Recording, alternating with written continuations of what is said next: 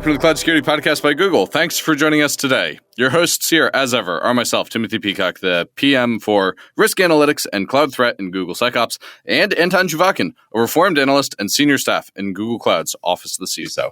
You can find subscribe to this podcast wherever you get your podcasts, as well as at our website, cloud.google.com/podcasts. If you enjoy our content and want it delivered to you piping hot every Monday, please do hit that subscribe button. You can follow the show, argue with us, and the rest of our Cloud Security Podcast listeners all on our community page. Today, super fun episode, Anton. You and I both showed up like ready to rumble, and then we met the most wonderful, structured, thoughtful guest who wasn't having any of our nonsense and had these fascinating answers about why we were both wrong. It was a little less extreme in terms of we were probably more skeptical. No, it was an all-out brawl, a slugfest. Bullets were flying. Yeah, we were not like quantum. Remember the quantum episode where we were like, "That's true. What the hell is this stuff? Take it back and take it to your time machine to 2040. Don't bother us for another 20 years." And then she basically convinced us that, yeah, sorry guys, you have to worry about this now. I think here we were more skeptical, but ultimately the guest delivered on the insight. At least that's my impression. Yes, and this has been a topic internal at Google. This has been a topic external at Google. So I think it's timely, it's interesting, and very cloud. So maybe without any further ado, let's turn things over to today's guest. Today we are joined by Adam Bateman, co-founder and CEO of Push Security. Adam, we've got a fun topic today, which is ITDR. And while I could spend my time reading yet another Gartner paper that no doubt will define the term, could you tell us how you think about ITDR and maybe start with what it stands for? Yeah, absolutely. So it stands for Identity Threat Detection and Response. So of course. Some parallels to identity, but I just think of it as detecting and responding to identity attacks in the same ways that EDR is kind of detecting and responding to endpoint attacks. That's why I see it as a parallel. Huh. Okay. And did we have something before this? We had AV before EDR. So do we have a predecessor we can look at for ITDR? I don't think that's comparable, though I do think that ITDR is evolving slightly. So if you look at the official definition for ITDR, it's actually about protecting identity systems. And I think that's centered around kind of when Active Directory was the focus, particularly on-premises, attacks directly against the directory itself. Mm-hmm. The reason I think it's evolving, and it definitely should evolve, is because if you think about it, the attacks against the identity systems is kind of important, but it's not just that. Phishing attack, for example, that happens technically inside the browser. And if that happens at the browser, it's sort of on the other end of the identity system. And so that should be included as well. So, certainly the thing I've been advocating is pulling more, certainly ITDR being much more of a focus on cloud identities at minimum, right? Because that's where the big attack surface is. Identities are being spread out across the cloud as everyone's migrating that way. And so it should at least be not just on-prem, and it should be very much that kind of cloud focus. But also, I think rather than just pulling logs from those cloud systems, actually pulling telemetry directly from browsers, which is the other end of the attack surface. So when we used to think about EDR versus network defense versus email security or mobile security, the security was kind of centered conceptually on where you deployed your sensor. Identity, by contrast, feels like you're going to need sensors all over the place and to integrate that. Does that mean this isn't a thing the way that other kinds of things were things? That just occurred to me, listeners. That's not in the question, so don't feel bad if Adam thinks I'm a jerk. Yeah, no, that's actually a really good question. I was about to offer some kind of copious praise to Tim's insightfulness, because I was just thinking that E and N and even C are domains, but IT is not. Well, IT I is not. But identity doesn't have a home. It spans everything. So how do we do ITDR? Yeah, but that's why I think it's a sort of paradigm shift, right? Because it's funny. I think about categories. They're my bugbear, which I know there are a lot of people as well. But I think of them a little bit like job titles, right? Everyone knows that they're silly. We all wish we didn't have them. What matters is the job you do and the kind of mission inside the company. But they're necessary because they kind of set expectation very, very quickly about what you do. Yeah, and I think that's the thing. So the reason that I think ITDR is good is because identity is a big deal now. In particular, there's the attack surface is just all shifted online. It's become really big. You look at any of the big vendors, and they're all talking about 74% and 80% of attacks are happening there. So I think the fact that it's being named a thing, that's the positive side of it. Is it's saying to everyone, look, we need to focus on this and think about it. But yeah, absolutely, you can draw parallels. if you put an EDR agent on a domain controller, like, is that identity, or is it kind of still endpoint? It's not an endpoint, it all kind of blurs together. So I sort of think about it as like the attacks are now happening with identity. They're moving off of the endpoint in the network. You can now compromise an entire company without touching the endpoint network at all, and this is something we should focus on. And therefore, let's think about the identity aspect. And then very much, if you take a parallel to traditional detection and response, then you would use network and you would use logs and you would use EDR. And I think the same thing's true for identity now. You should absolutely pull logs from an identity provider. But if you did that just on its own, that would be like just doing log monitoring in the traditional network world. And that's why I think that pulling telemetry directly from browsers as well, like a kind of EDR equivalent, is really important as well to give you the full picture. So yeah, it's kind of indirect answer to your question, but... No, I think it's a great answer to the question, and I'm sorry to surprise you with a question at 9 a.m., at least in our time zone. Yeah. Actually, it's worse than that, though, Tim. Oh, no. I have to uncloset myself as a closet ITDR hater who thought initially then the analyst who created this just made a mistake. It should not exist. And then later on, I argued with him and with a few others about like this space shouldn't exist. And of course, their counterpoint was, no, Anton, don't freak out. It's not a space. It's a technology domain. We don't mean it as a market space. We can achieve it with other technologies like SIEM and UEBA. And then I said, but dude, you weren't born yesterday. You know that when you describe a technology domain, all the vendors immediately say it's a market space. And you poor analysts say, no, it's not a market space. And they all say, yes, it is.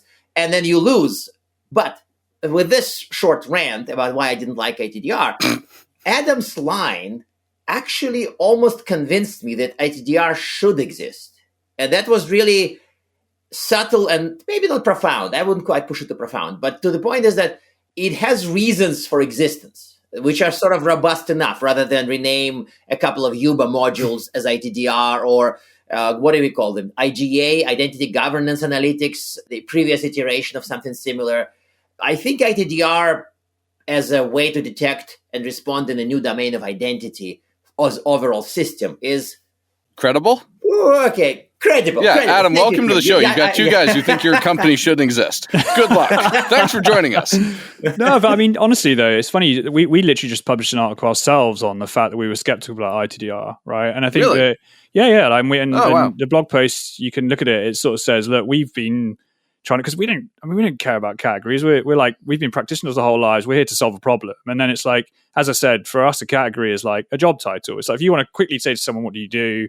Where are you going to live? And you sort of pick that. So anyway, ITDR, the reason we were skeptical about it is because we sort of felt a little bit like UEBA, right? It was kind of, it existed and it came out of SIEM, but should it have done? It was kind of like SIEM fell asleep at the wheel and like it was needed because it was internal and everything. And then lo and behold, all these companies got bought up for relatively small amounts of money, and brought back into that. And it was kind of, was it a feature of SIEM? And I think the original ITDR, it was centered around identity. And then, as you were saying previously, it's identity has always existed. Should that have happened? But the second big thing, I think, is even if you shift ITDR to the cloud and you just draw logs from identities, then there's a parallel to UEBA there. It's like, should ITDR actually exist outside of the IDPs in the first place, right? If you're dependent on IDP logs and you're doing detections on those, sure, it's focused detection around identity attacks like impossible travel, like MFA fatigue, but could you do that in your SIEM? Like, should it really exist? And so I think the reason, my argument for why ITDR should exist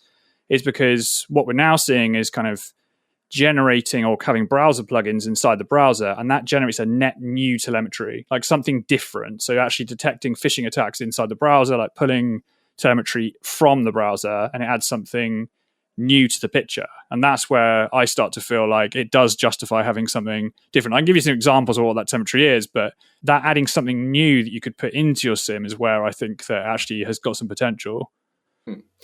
I like that. I think that SIEM UEBA analogy, I don't want to say that it's immediately something that I've said in the past, but I think the sleep in the wheel argument is there. But I want to switch it to a bit more of a practical matters. And I think Tim had a very useful frame for a question, which I'm going to kind of borrow in this case. So imagine that you do have ITDR tech. So what gets better once it's deployed? So if you buy the ITDR in a box and you plop it in your environment and turn it on, what gets better?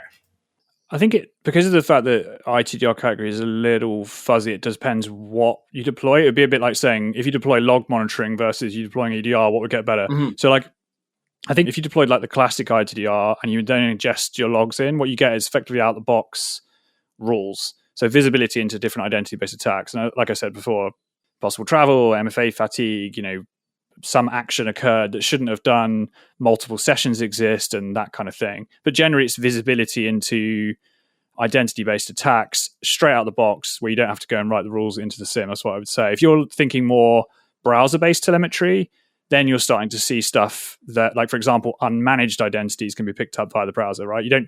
The logs you would pull from your IDP that you know about, but what about all the hundreds of applications that people are signing up to, shadow AWS workloads you didn't know existed? Well, now you sound like a Casby. You sound a little bit like a Casby. That's a very astute observation, I think. Yeah, I think the thing with the Casby is that, that again comes from the perimeter, where it's network orientated and you're sort of tunneling everyone out through a proxy and you're pulling information up from there. No, that's CASB 2004. that's 2000. No, it didn't exist. No, that didn't exist. 2012. No, sorry. 4 is me being too enthusiastic. No, 2014 maybe, when it was proxy based. But I buy this about browser telemetry being valuable. That I believe. Yes, but CASB's job is to capture the access to SaaS and other stuff that isn't. Let me ask you a different question. Let me poke at something else here, which is not just it sounded like CASB, it also sounded a bit like identity security posture management. Yeah. Everything's in SPM these days. We got CSPM, DSPM, KSPM. Is this ISPM? And is ISPM different from CIEM? Yeah, so it gets confusing, right? So I think of yes, I think of CIEM. I think CIEM. I didn't invent these categories, so I don't know. My understanding is that CIEM is a subset of ISPM, right? So CIEM is more entitlement management on cloud specifically, whereas ISPM you're talking about the entire identity security posture across all of SaaS and everything that might exist all together. I also don't think ISPM is really as established as like ITDR as official category. I think ISPM might have been pushed harder by vendors than it has done by someone like Gartner. But it does sort of say, okay, I'm going to map out the identity attack surface and understand what that looks like, both managed and unmanaged identities, and which ones are vulnerable so you can get control of it. And it's the whole spectrum. And I think, that's why doing that in the browser. The CASB argument, I hear that a lot. I'll tell you why I think it's different, right? CASBs tend to be focused on, whether you do it on the endpoint or you do it on the network perimeter, it tends to be focused on network traffic.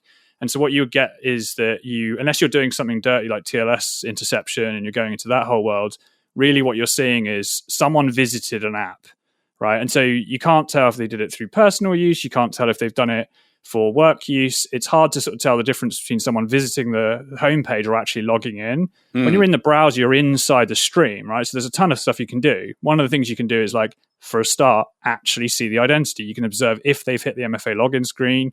You can determine what MFA methods were used. You can query the application downstream using the employee session to actually pull back information in there and find out what privileges they've got. You can do stuff like, for example, as the employee logs into the IDP, you can take a hash and fingerprint it and pin it to the SSO login screen, which means the employee then cannot physically enter that anywhere else, right? You can't do any of that stuff with a CASB because CASB is kind of out around the outside of that, whereas you're inside the browser. So, but I agree that popping TLS is dirty and that you have a vantage point which is less dirty. I agree with that. That makes sense. I'm sorry we dragged you into this CASB rabbit hole. No, it's fine, man. Yeah, but it was natural also, right? It was a natural rabbit absolutely hole. With natural rabbits, I'm sure it resided inside. Yeah, absolutely. Do we get to pull a rabbit out of it now? And I think it's a fair point. Like, I think it's the level of granularity, right? That's the thing. And the thing is, I haven't like gone off and built a product and then trying to make a case for it, right? It's like I saw a problem and said, okay, attackers are shifting off of the endpoint. I want to go and solve this problem. And then we looked into all the different technological ways that this could happen. And we started off by looking at CASB and then sort of said, okay, well, let's have a look at the logs. Let's see what's possible. And it was through hitting the limits of the visibility that we ended up deciding that we're going to advocate for browser telemetry. And there's a really simple example that I use to people. Like, this is a simple example. You get much better ones. But like, an employee gets phished, right? It's an identity attack, yeah? Someone steals the Okta credentials or the Google Workspace credentials, whatever it might be. And you look at your EDR network and log data, and it tells you 50 people visited a phishing site. Then what? Like, what do you actually do? But whereas you're in the browser, you can say 50 people submitted their SSO credentials into this phishing site, and it's shared with these 12 other apps. And by the way, none of those apps have MFA, and so they could also be vulnerable to password spraying. So now the attacker's stolen those credentials, they can do password spraying out and across everything else. It's a bit just tougher to do that. You don't have that level of detail with a CASB.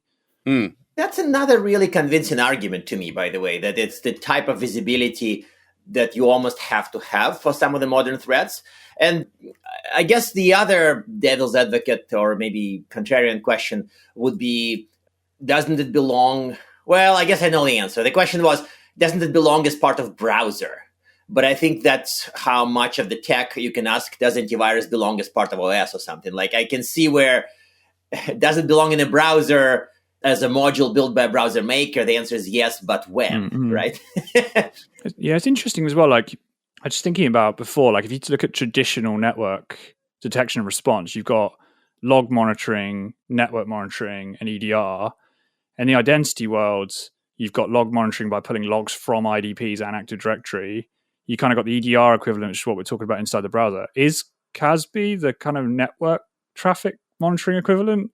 I haven't really thought through the analogy there, but what I'm saying is like you're kind of looking at that, whether it's endpoint or not, you're sort of looking at the metadata around the outside of the network like you would with a network traffic thing. So I don't know, I'm just thinking if you think about it that way, you can't really say that one is better or worse than the other. They all work together and combine, and each of them have their pros and cons, right? The problem with EDR is you've got to deploy it everywhere, and you might not have it full coverage across everything. Much easier if you've got network and log monitoring in a central location, you can get unmanaged devices. But my argument here is that I think that they all have pros and cons, and they work together to give you the full visibility, and you have to pick which one you want to prioritize.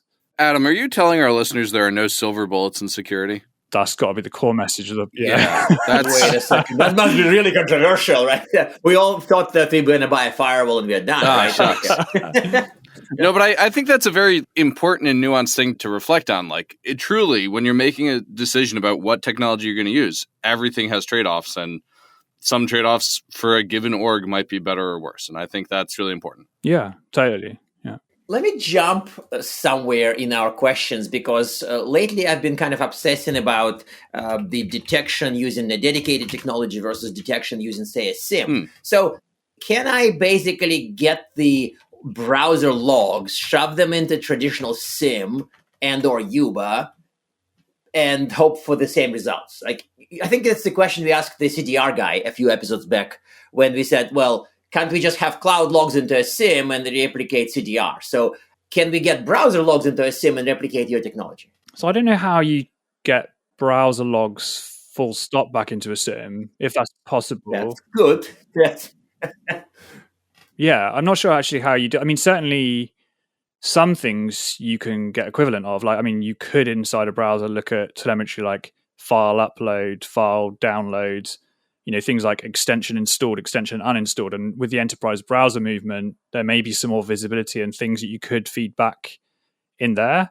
And that's certainly possible. But then when you start going into sort of detecting phishing frameworks like EvilJinx, that stuff certainly doesn't exist yet. And that's really useful telemetry to be able to shift back. So I think that there is something, there's enough scope inside the browser to do lots of kind of unique and clever things that I think it adds something new to the picture, which is why I advocate for that. When it comes to logs from an IDP into a SIEM, I think it really comes down to, yes, you could build a lot of that stuff, to be honest. Like, you could get really far by just pulling IDP logs into a SIEM and writing rules and doing everything else. But it depends on the type of organization, right? For some people, maintaining all those rules and everything else is really a lot of effort. Whereas if you have on a traditional ITDR, it's effectively like a little mini SIEM that sits out like a SIEM, like the UEBA argument.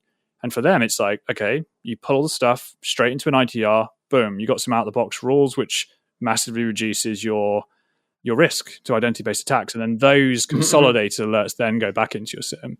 So I think from a technology perspective, it's like not as valuable, but it's circumstantial. If you're less sophisticated, then maybe it gives you a quick level up. Okay, so then let's make things concrete for a minute and talk about what those alerts are. What are some of the things that we catch this like? What are the threats we're worried about here?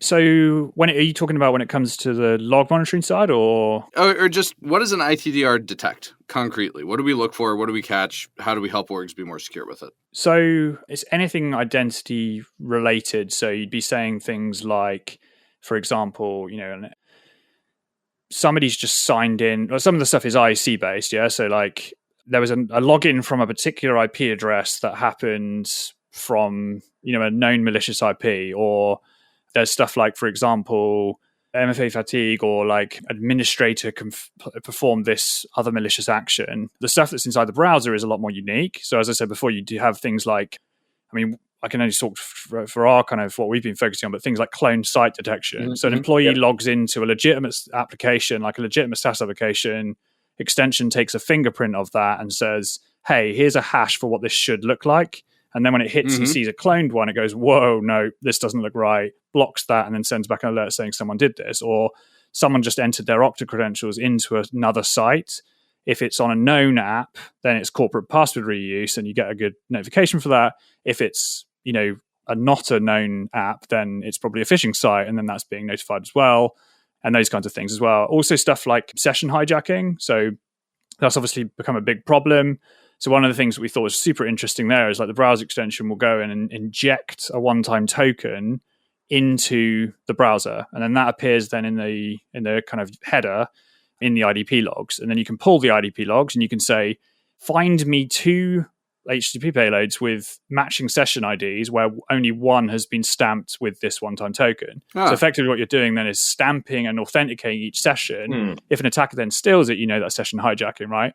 So I'm giving you a mix of stuff there because some of the first ones I mentioned they're like, whoa, haven't we done those sorts of things before? Like we kind of have. But that one you just described is really cool to catch. Yeah, that's nice. Exactly. But some of them are net new, right? It depends. That's super tricky to find through other means also. Yes. Like that's not that we are trying to tell you that you have a good business, but you have a good, we don't know. But it actually makes sense as a threat that's super hard to deal with through other means. Yeah, exactly. Yeah. And there's a ton of these sorts of things, right? And that's what I think is interesting. But anyway, what I'm trying to share here with the insights is that, remember, I came from a position of being skeptical about ITDR to going, actually, there's more to it. And so the first examples I'm talking about is like, haven't we always done identity? Okay, it's shifted to the cloud and the attack surface is more prominent and things are more important, so we should give it more attention. But is it a category? I don't know. Could you do this with a SIEM? Even that's the case? Yeah, and there's a few more novel things. But when you add something new, session hijacking detection example, then yeah, okay, maybe it's got some legs. Maybe there's something that should actually be called that. And that's where I am now as I'm thinking, okay, as an industry, if we start getting creative about it, there's probably a need here. And this is a parallel. I still think we should drop the T though and call it IDR, but we've had that discussion. So Yeah. That was extra triggering. Thank you for re-triggering my triggers because I cannot transcend the fact that it's the detection response of threats to IT. But the person who is the most at fault for this is me, because I called ETDR first. And then so the original name for EDR was ITDR because I wanted to step away from malware. So IT was added to say not just malware. And then other analysts piled on me for saying 4-letter acronyms don't work. Hi Casby. But I said, okay, fine, take the T back. And it became EDR. And now the dude who came with ITDR for some reason put the T back. So unfortunately, we can blame everybody, but it's my fault. Do you not think it's your opportunity to get your own back though, Anton? You can go back now and say, hey man, drop the T. Push it back the other way. Or we could take inspiration from CNAP and rename it to IDTDR. Oh, add one. Yeah, I like it. Go the other way. Yeah, just go the other way. No. Anton is screaming no, but the voice, the speech volume controls in me stop me from doing this. All right, well, in your good podcasting host skills, ask the last question, then I'll ask the closing question. Okay, so just advice to organizations that are considering the ITDR implementation. Like you've been dealing with clients, prospects, you're starting deployments. What's your advice? Like what should they do to succeed with this tech, with your implementation of this tech? Yeah, I think it's important to do it. And I'm not saying that because of the fact that I'm in this. Like I said, I thought it was an important problem, therefore went to tackle it. But everywhere you look, people are saying cloud-conscious threat actors, identity attacks are the big main thing. So I think it is worth with the focus. And I think that my advice would be to sort of think about what sort of organization you are, right? So if you are genuinely one of those sorts of companies where everything's locked down, everyone is forced through a VPN. Everyone goes back and genuinely, you can only log into apps if you go via Okta, and no one can self-service sign up to apps on the outside.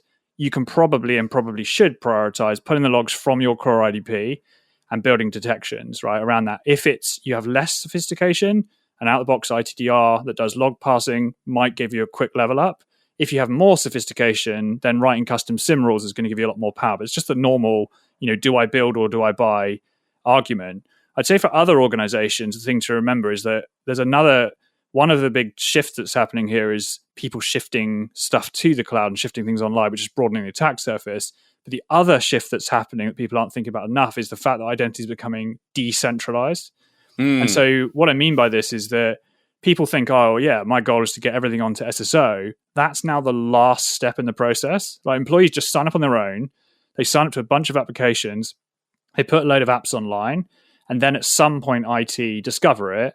And they then add that onto the SSO provider. When you do that, it doesn't delete the local accounts. So what you end up with is these apps that exist online where you can log in with, you can choose, like I'll log in with password, IODC, or SAML.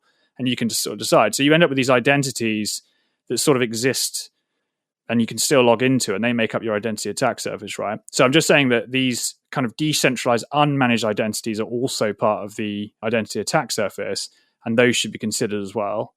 Well, Adam, I think that's an excellent note to close on for practical advice. I'll ask our half of a closing question since Anton kind of asked the first half. Do you have recommended reading other than your blog post, which I'm going to go check out after this? I think any of the big security vendors at the moment, like the EDR vendors, are talking a lot about ITDR in general. And then, so those blogs are a good blog. Obviously, we publish a lot of research around this as well in terms of the sort of browser orientated. And there are actually then some new school vendors that are starting up that are calling ITDR, but they're specifically cloud focused. And I think to get a good generalized overview of a fairly undefined industry, it's good to look at the AD focused on-prem type ITDR, the kind of original one. These modern startups that focus more on cloud from logs, and some of the stuff that we're publishing, which is the browser base. So yeah, that's general reading as opposed to, I can't point you at a specific resource, unfortunately, but hopefully that helps. No, that's great. That's really good advice. Adam, I can't thank you enough for joining us. You encountered two people who appeared initially very skeptical of your very existence and enjoyed the conversation tremendously. So thank you for joining us. Glad to hear it. Mission complete. Thanks. And now we are at time. Thank you very much for listening and, of course, for subscribing. You can find this podcast at Google Podcasts, Apple Podcasts, Spotify, or wherever else you get your podcasts. Also, you can find us at our website, cloud.withgoogle.com/cloudsecurity/podcast. Please subscribe so that you don't miss episodes. You can follow us on Twitter, twitter.com/cloudsecpodcast. Your hosts are also on Twitter at Anton_Chuvakian and _Team Pico. Tweet at us, email us, argue with us, and if you like or hate what we hear, we can invite you to the next episode. See you on the next Cloud Security Podcast episode.